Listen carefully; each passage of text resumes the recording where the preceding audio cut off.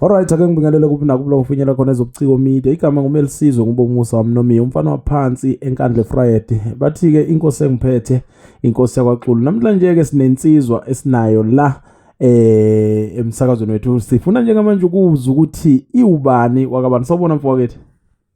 Yebo futhi siyaphila ninjani? Namhlanje sinobani wakabani esikhuluma naye? Sikhuluma noNelisani, umfana wakwaButhelezi oLondi esigodini saseMataka.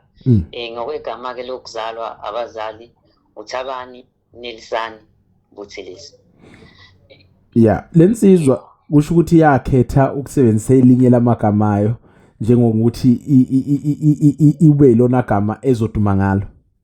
Yebo, ngakhetha nje ukuthi ngisebenzise lona leli lami, ukuthi ngingaba nenhlanhla yokuthi angibanga nalo engalithola. Mhlawumbe elinye ngingalisebenzisa, ngasebenzisa nje leli. Ngase ngithi ke uNelisani isiqhwaga sakwaQethuka. KwaQethuka ke la ngiphuma khona ekhaya emzini kamkhulu wami. Nazo-ke mfowethu, uqala nini ukuzibona ukuthi no man ngiwumculi mina, noma uqala nini ungena endimeni yomculo? Ukuyibona ukuthi ngumculi ngathi futhi ngiyinto nje engikhule nayo, mhlawumbe at the age of 8 years ngase nginakho ukuthi mina mangikhula ngizoba umculi. Babeze behleke ke ngangifunda nabo mangabe umise ebuza ukuthi yena wena ufuna ukuba yini masumdala, wena ufuna ukuba yini masumdala. Mina ngivele ngithi when I grow up I want to be a professional artist. Vele kuhleka wonke umuntu. Yebo. So into nje kodwa ukungena emculweni ngiqale ngonyaka u2023. Okay.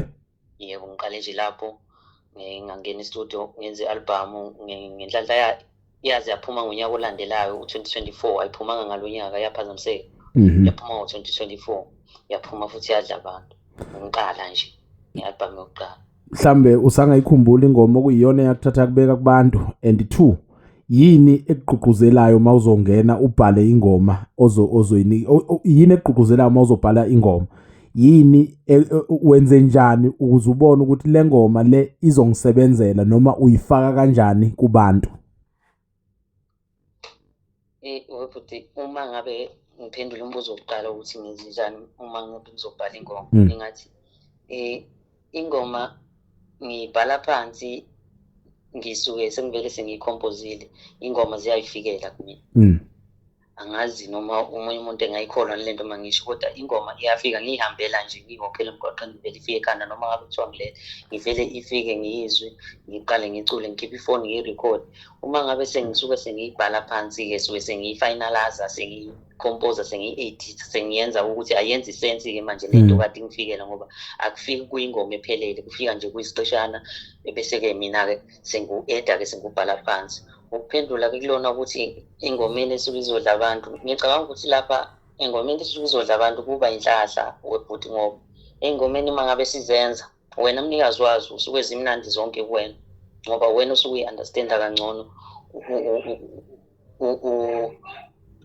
Uthola isimanga nje ukuthi i-albumini engangiyenzile, i-albumini yokuqala, ingoma okuyiyona yaphuma yadla abantu, ngangakaze mina ngingayitshela ukuthi ingaphuma yenze leyo. Ingoma engangiyithembile mina ngithenge cha mayiphuma izwe labantu, ingoma eyayithi Diploma. Okay. Eyayithi Diploma, kodwa kwaba ingoma eyaphuma yenza okwehlukile, ile yathi basilale endleleni, okuyiyona namanje futhi okuyiyona namanje sithi masiqhamuka emcimbini abantu besi-recognize ngayo ukuthi awunaba labafana. Yebo. So mfowethu, ngabe kukhona yini mhlambe abake bakushukumisa nje endimeni, noma ngesikhathi ufika wezwe ukuthi hayi man osibani bangimise kabi man?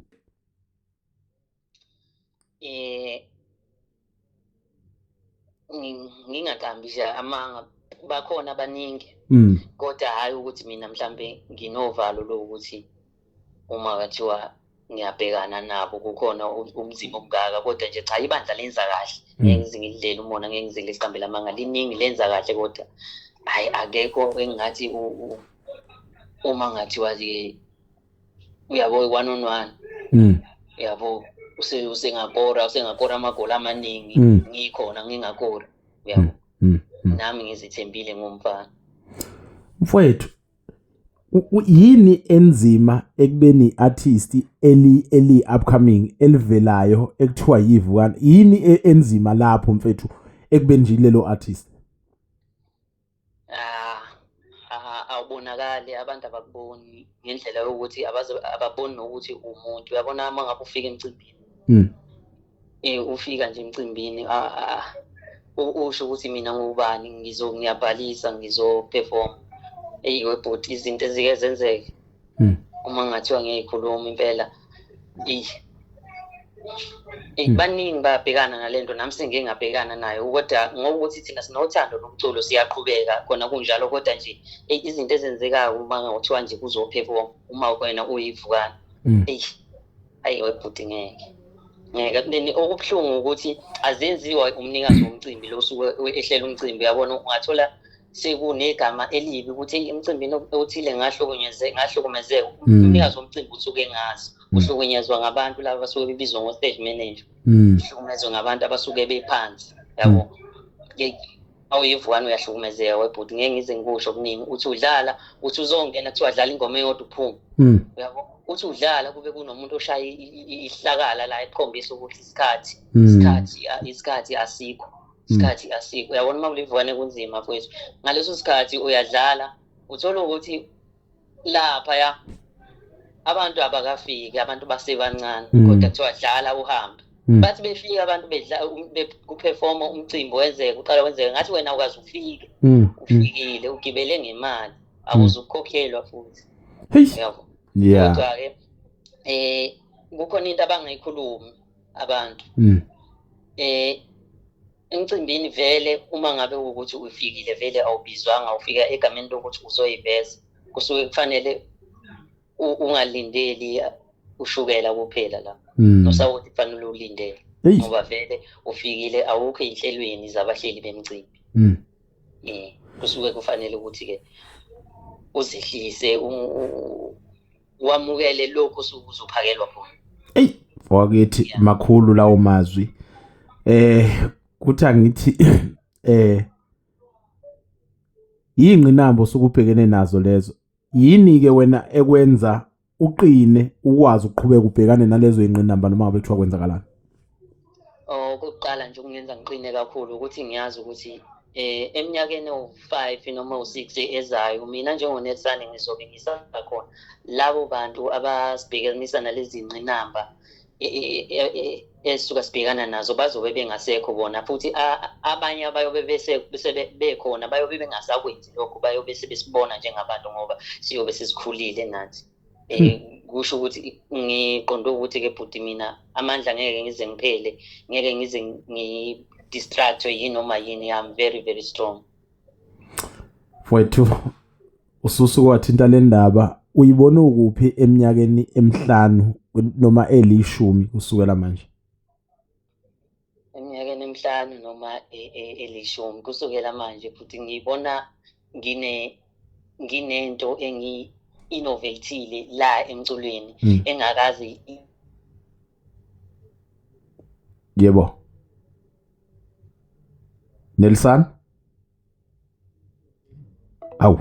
okay ake sixolise lapho ke ngisixolise lapho ke ngokuthi ke kube nendlela yokuthi ngathi kuyanqamukelana ngazi ukuthi kwenzakaleni kodwa ke ngathi sibuyile lensizwe sesiphinde sayithola Nelson ubusasichazela mfowethu ngendlela oyibona ukuyona eminyakeni eli10 emi5 kuya kweli10 okay mhlambe ngiyobuye ngichaze ngelinye ilanga ukuthi details ukuthi lento yobihamba kanjani but kunento engifisa uyi-innovate eyobi benefitisa wonke umuntu osebenza ngomaskandi it could be umhleli womcimbi it could be artist it could be uMC everyone okumsebenzi wakhe uthinta umaskandi everyone owenza i-income through umaskandi ngifisa ukwenza into ezoba yi-app ukuthi abantu abenza ama-podcast abo you just download this app uyithola khona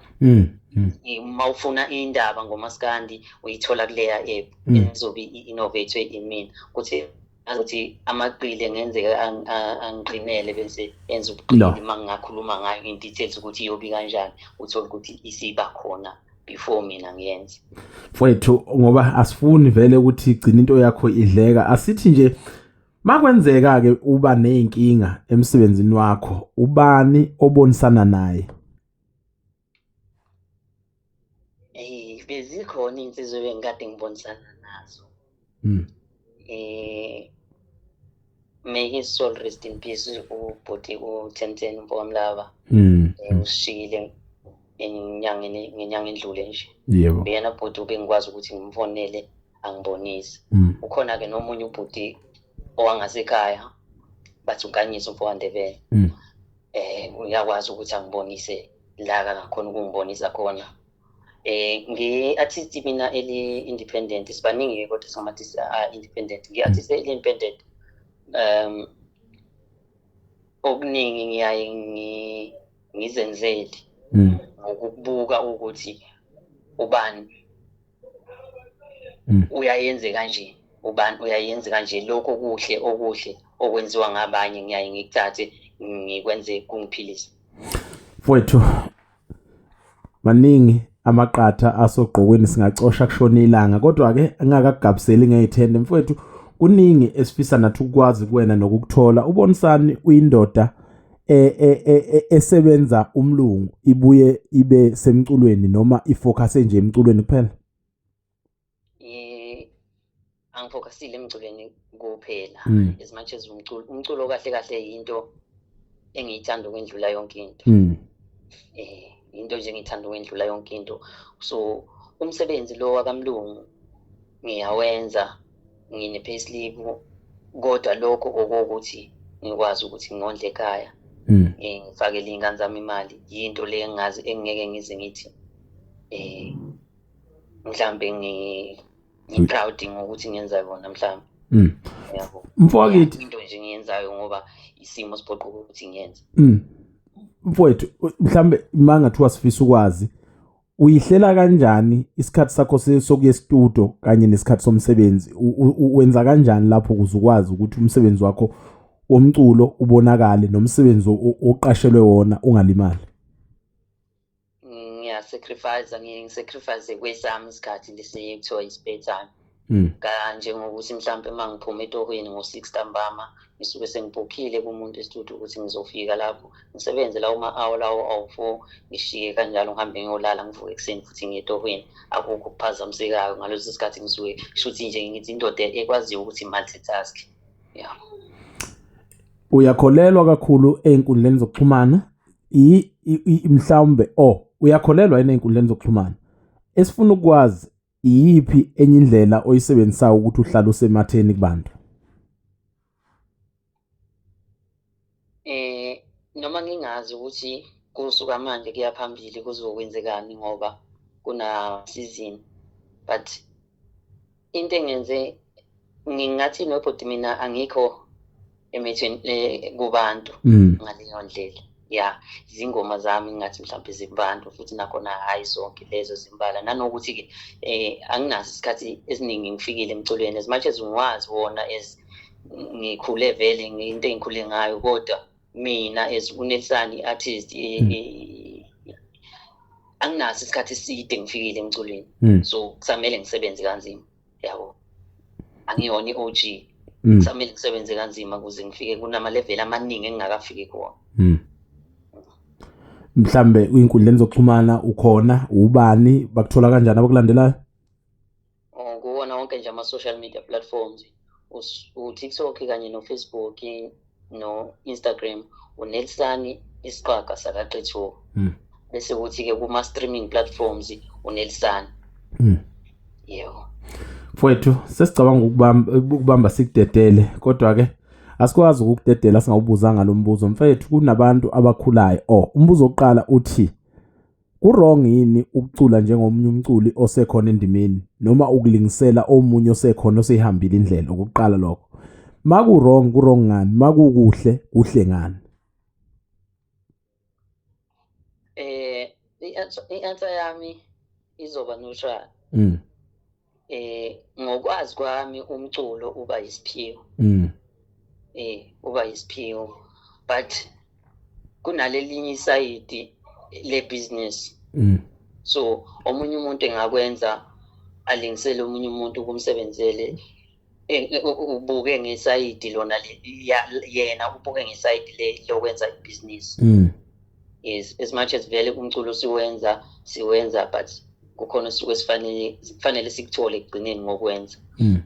Bese kuthi uze esayidini leli-ke lokuthi kuhle noma kubi. But angeke ngichaze ngenabi kulokho. Kodwa ngingathi mina umuntu uma ngabe kumsebenzela yena ayingakwenza. Yeah. Kulungile. Ubonisani mhlambe eminyakeni eminingi ezayo uyayibona yini esenobonisana abalandela ngemva? Mhlambe yini amapha amazwi angabaphala ubonisani labo abo ngiyaxolisa mfowethu why ngikubiza ngobonisani ngiyaxolisa kakhulu uNelisani. uNelisani uyayibona nabanye uNelisani emva kwakhe abayolandela beze emva kwakhe, and imapha amazwi angabaphala boNelisani? Since vele umculo esiwenzayo kuwumculo wesintu, angeke beze bephela abantu abayoqhamuka emva kwethu, ngoba nathi nje sifike kukhona abebekhona phambi kwethu, vele bakhona basazoqhamuka emva kwethu, futhi angeke beze bephela. Angithi umculo kaMaskandi unabalandeli bawo. Angazi noma ubhuti uyayazi leyo mpihlo leyo. Unabalandeli bawo kuphela. Thothi nje umlandeli nje kaMaskandi kuphela, ulalela uMaskandi kuphela. So angeke beze bephele. So uphendula ukuthi uNelisani, ukuthi angi-understand ukuthi umbuzo kabhuti uthi uNelisani oyobe uNelisani abayobe uNelisani kanjani, abangama-artist noma uNelisani abayobe uNelisani belingisa lo Nelisani lo wakaqethuka. Kukhona ababa woNelisani abama-artist, khona ababa woNelisani ababe abalingisi baNelisani, ngokuthi babone indlela ahamba ngayo bayithanda base begcina sebelandela kuleyo ndawo. Ilokho esifuna ukwazi ukuthi imapha amazwi ongawadlulisa kubona, mhlambe umuntu ngelilanga oyobethanda ngokomculo njengoba na uthanda ngokomculo, oyobethanda ngokwebhizinisi njengoba uke wachaza ukuthi omunye ongena ngoba kuyibhizinisi. Cha, amazwi engawadlulisa kulabo bantu ukuthi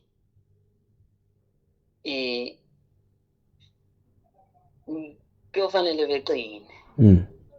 Kuyofanele beqine lana njengoba umculo uyibhizinisi, bengalindeli ukuthi yena kunomuntu oyofika abatakule. You are on your own la emculweni kaMaskandi. Yabo, uyaba nenhlanhla-ke uyithola i-team eniyophushana nayo, kodwa kuyofanele umuntu uma ngabe esengenile esethi yena uqalile